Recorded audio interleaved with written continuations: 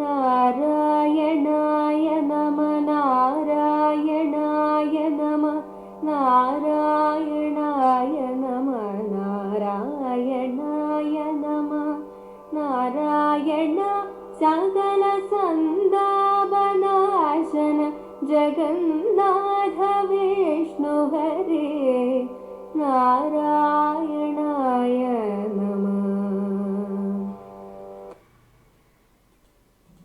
ഈ വന്ന മോഹമകലെപ്പോവതിന്നു പുനരീവണ്ണമുള്ളൊരുപദേശങ്ങളിൽ ഉലകിൽ ജീവന്നു കൃഷ്ണ ഹരി ഗോവിന്ദ രാമ തിരുനാമങ്ങളൊന്നൊഴികെ നാരായണായ നമ.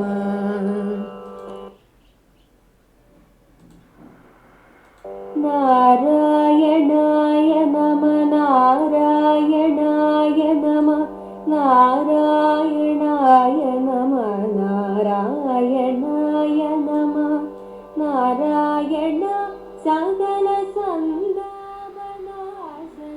ജഗന്നാഥ വിഷ്ണു ഹരേ നാരായണായ.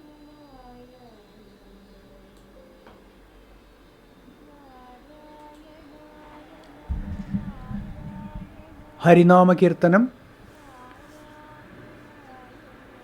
ബാലകൃഷ്ണൻ നായർ സാർ എഴുതിയ വ്യാഖ്യാനത്തിൻ്റെ ഓഡിയോ ബുക്ക് തുടരുന്നു. 17-ാം പദ്യം. ഈ വന്ന മോഹമകലെ പോവതിന് പുനരീവണ്ണമുള്ളൊരുപദേശങ്ങളിൽ ഉലകിൽ ജീവന് കൃഷ്ണ ഹരി ഗോവിന്ദ രാമ തിരുനാമങ്ങളൊന്നൊഴികെ നാരായണായ നമഃ. ഈ വന്ന മോഹം, ഇടയ്ക്കു കയറി വന്ന ഈ ദ്വൈതഭ്രമം അകലെ പോവതിന് മാറിക്കിട്ടാൻ ഉലകിൽ ഈ ലോകത്തിൽ ഈ വണ്ണമുള്ളൊരു ഉപദേശങ്ങളില്ല, ഇതുപോലൊരു മറ്റൊരു ഉപദേശവും ഇല്ല തന്നെ. ജീവന് മായാമോഹത്തിൽപ്പെട്ടുപോയ ജീവാത്മാവിന് കൃഷ്ണ ഹരി ഗോവിന്ദ രാമ തിരുനാമങ്ങളൊന്നൊഴികെ കൃഷ്ണ ഹരേ ഗോവിന്ദ രാമ എന്നിങ്ങനെയുള്ള ദിവ്യനാമങ്ങൾ സദാ സ്മരിക്കുകയും കീർത്തിക്കുകയുമല്ലാതെ വേറെ എന്താണ് ഗതിയുള്ളത്? മായാമോഹത്തിൽപ്പെട്ടുപോയ ജീവാത്മാവിന് കൃഷ്ണ ഹരേ ഗോവിന്ദ രാമ എന്നിങ്ങനെയുള്ള ദിവ്യനാമങ്ങൾ സദാ സ്മരിക്കുകയും കീർത്തിക്കുകയുമല്ലാതെ വേറെ എന്താണ് ഗതിയുള്ളത്? ഇടയ്ക്കു കയറി വന്ന ദ്വൈതഭ്രമം മാറിക്കിട്ടാൻ ഈ ലോകത്തിൽ ഇതുപോലുള്ള മറ്റൊരു ഉപദേശം ഇല്ല തന്നെ. ഈ വന്ന മോഹം, അവിദ്യയാണല്ലോ മായാമോഹങ്ങൾ ഉളവാക്കുന്ന അജ്ഞാനശക്തി. ആത്മാവിനുണ്ടാകുന്ന സ്വരൂപ വിസ്മൃതിയാണ് അവിദ്യ. ആത്മാവ് നിത്യമുക്തവും ശുദ്ധബുദ്ധവുമാണ്. ഏതോ കാരണവശാൽ തൻ്റെ ഈ നിത്യമുക്ത ശുദ്ധബുദ്ധ സ്ഥിതി ഇടയ്ക്കു വച്ച് ആത്മാവ് മറന്നുപോകാൻ ഇടയാകുന്നു. പലപ്പോഴും മറവിയുടെ കാരണം അന്വേഷിക്കുന്നത് കൊണ്ട് ഫലമില്ല. ശ്രീ വിദ്യാരണ്യസ്വാമികൾ പഞ്ചദശിയിൽ ഇതിനൊരു ദൃഷ്ടാന്തം വിവരിക്കുന്നുണ്ട്. ഒരിക്കൽ 10 പേർ ഒരു വഴി യാത്ര പോയി. വഴിയിൽ ഒരു നദി കടക്കാനുണ്ടായിരുന്നു. അവർ നദി കടന്നു. നദിയുടെ മറുകര വന്ന് 10 പേരുമുണ്ടോ എന്ന് എണ്ണി നോക്കി. ഓരോരുത്തരും മാറി നിന്ന് മറ്റുള്ളവരെ എണ്ണി. എല്ലാവരും എണ്ണിയിട്ടും 9 പേരെ മാത്രമേ കാണാൻ കഴിഞ്ഞുള്ളൂ. അവർ കൂട്ടത്തോടെ നിലവിളിച്ച് കരയാനും തുടങ്ങി. ഇവിടെ എണ്ണുന്നയാൾ തന്നെ മറന്നുപോയതുകൊണ്ടാണ് സകല കോലാഹലങ്ങളും ഉണ്ടായത്. നിലവിളി കേട്ട് അതിലേ പോയ ഒരാൾ അവരുടെ അടുക്കലെത്തി. 10 പേരെയും നിരത്തി നിർത്തി എണ്ണിക്കാണിച്ച് അയാൾ അവരെ സംതൃപ്തരാക്കുകയും ചെയ്തു. ഗുരുപദേശം കൊണ്ട് ആത്മവിസ്മൃതി മാറിക്കിട്ടിയാൽ നിത്യമുക്തമായ സത്യസ്വരൂപം അനാവൃതമാകും.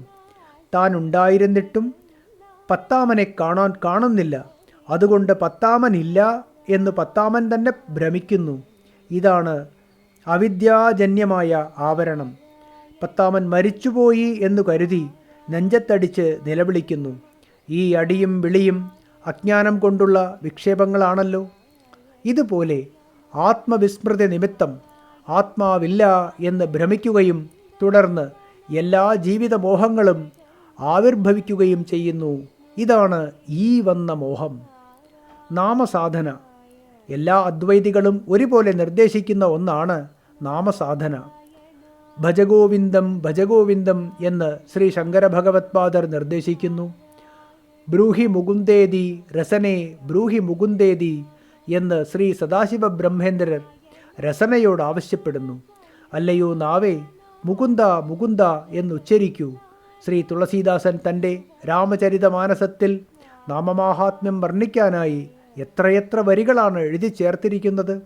എഴുത്തച്ഛൻ തന്നെ രാമായണത്തിലും ഭാരതത്തിലും നാമമാഹാത്മ്യത്തെക്കുറിച്ച് പലയിടത്തും പ്രകീർത്തിച്ചിട്ടുണ്ട്. പ്രസ്തുത ശ്ലോകത്തിലെ ഉത്തരാർദ്ധത്തിലും ആചാര്യർ ഈ നാമമാഹാത്മ്യമാണ് പ്രകീർത്തിച്ചിരിക്കുന്നത്.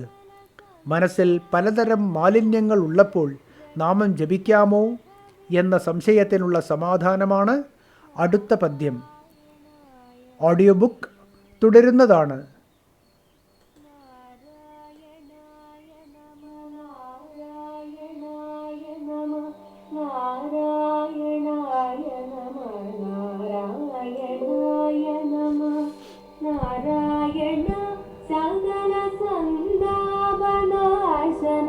ജഗന്നാഥ വിഷ്ണു ഹരേ നാരായണായ